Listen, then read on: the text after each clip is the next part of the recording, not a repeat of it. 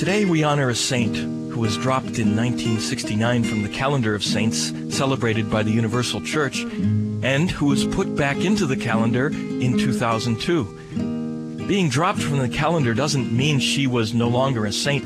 It just means that she was deemed as being of lesser importance so that the church throughout the world didn't have to celebrate a feast in her honor.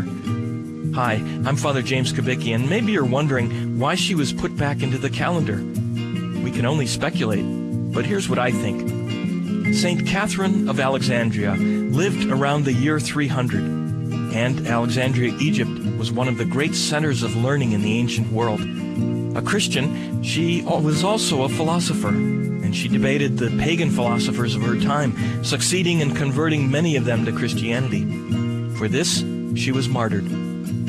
I think Pope John Paul II recognized the need for good Christian philosophers and brought her back into the calendar so that the whole church could recognize her significance. In fact, just 4 years before doing so, Pope John Paul wrote an encyclical entitled Fides et Ratio on the relationship between faith and reason. He did so because many people today see faith and all religions as irrational, as opposed to the scientific search for understanding.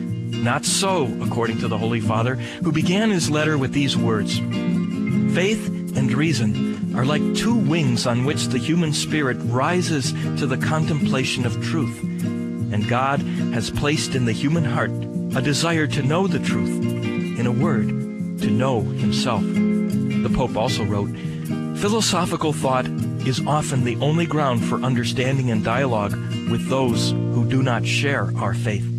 Through St. Catherine's intercession, may all people sincerely search for the truth."